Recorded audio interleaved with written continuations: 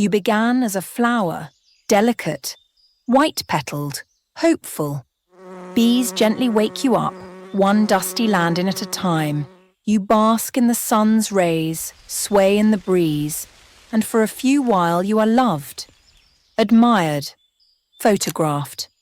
Some people call you pretty, some call you perfect. A few people pause to marvel. In that moment you feel seen, not simply a bloom but an expression of love and amazement, a promise of sweetness to come. But it will not last. You were never supposed to remain a flower. Something is changing behind the charm.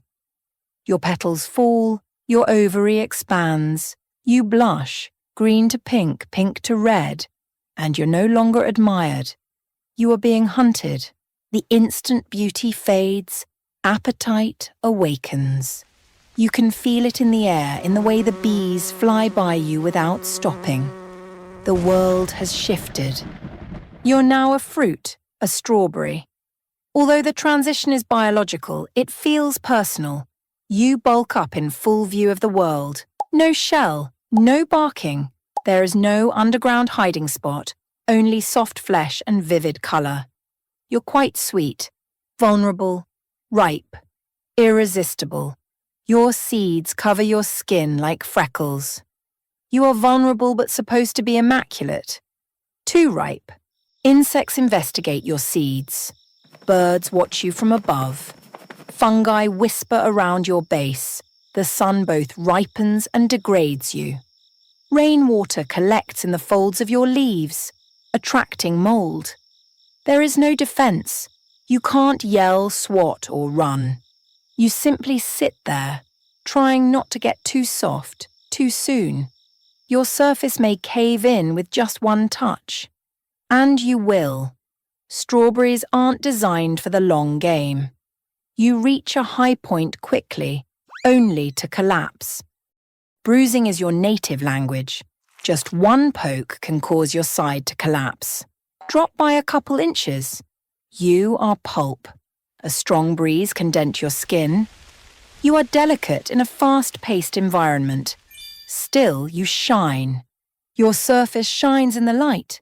Your perfume is enough to make shoppers pause in their tracks. Children reach for you with sticky fingertips. Instagram users frame you in baskets. Chefs eagerly anticipate your arrival.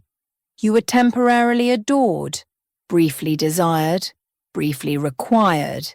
You embody the taste of jubilation, and suddenly you're plucked. The stem snapped, the earth tilts. You're taken. If you're lucky, you're packed gently, possibly on a padded tray and kept cool. If not, you're thrown into a crate with 100 others, your red sides pressed together, juices mingling, and edges beginning to smear. It has a lovely scent. It reeks of panic. You begin to lose portions of yourself to the pressures of others. Soft dots disperse like secrets. You travel. Trays, trucks, cold air tunnels. You're kept cool but not comfy. You are alive but only barely. Your cells begin to die. Your sugars start to change. Time is your enemy right now. The same is true for warmth. Gravity is also involved. The ride jolts you continuously. Vibrations move through your flesh like little vibrations. Every bump is a hazard. You arrive. In a store. On the shelf. Under fluorescent lights that bleach your complexion and ridicule your sweetness. You sit in transparent plastic suffocated invisibility. People pass by. They pick up your pack, flip it, and grade you on your softness. One bruise, a single speck of mold. Go back, unwanted. The shelf serves as both a beacon and a trial. There is no privacy or protection, only judgment. But someday, someone will take you. There is a yearning for dessert. It is a cake. It's a tart. It was a moment of humility.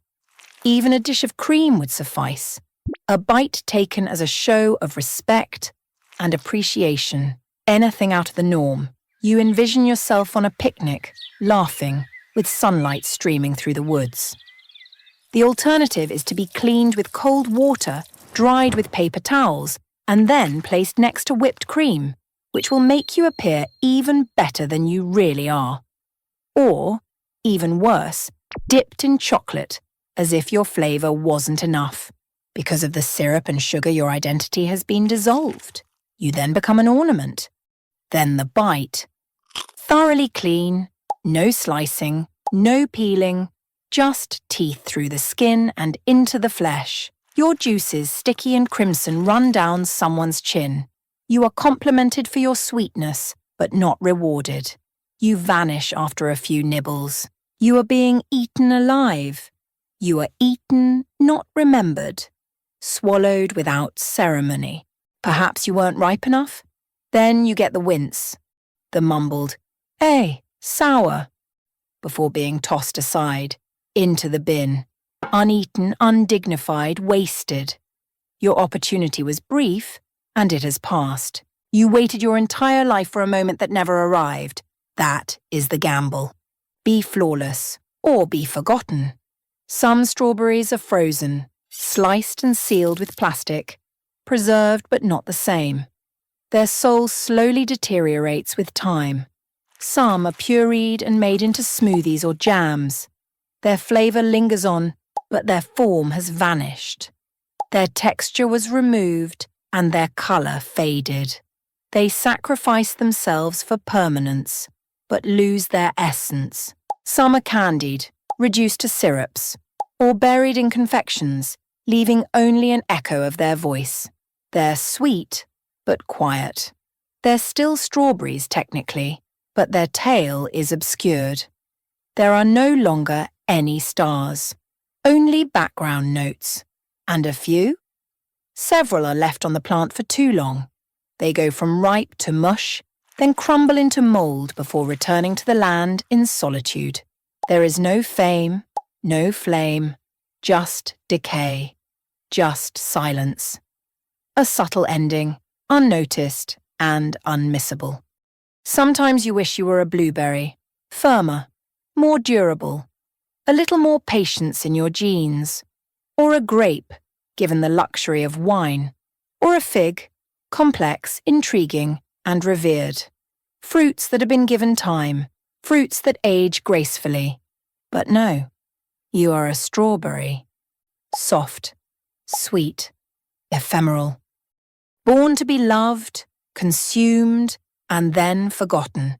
Delicate to the point of tragedy, necessary but never lasting.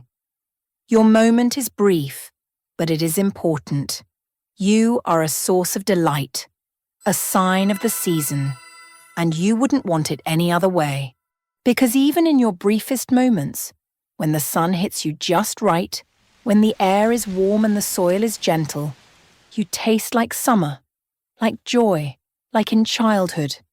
It's like a memory you forgot you had. You are sunlight in consumable form. Summer does not last long either. However, when it arrives, it is everything. Still, your story does not finish with the bite. Not really. Curiosity may lead a child to spit your seeds onto a napkin when they are in someone else's kitchen. Perhaps they will put it aside and forget about it, only to find it in a container coated in dirt one day. The days pass by. It is raining. A stalk of greenery appears. A fresh start is made. Now the cycle begins anew. Your story reverberates in the future.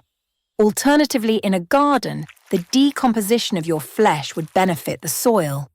There is a return of your goodness to earth. Worms will convert you into something useful for them. Rather than glory, it is about regeneration. Quiet legacy. You make an offering even in death. You are no longer present, but you did leave something behind. Maybe a sweet taste. Maybe it's your memory. It might be a future. Alternatively, it could be just another delicate and promising blossom that bees have caressed. And the cycle starts anew. Every ending is a start concealed by time. You don't live long, but in that brief time, you become everything. A feast, a scent, a transient bliss. Persistence is not required for anything to be meaningful. You do not require recognition to be remembered.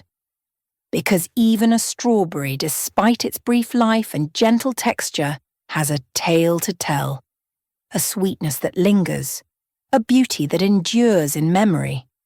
That's enough.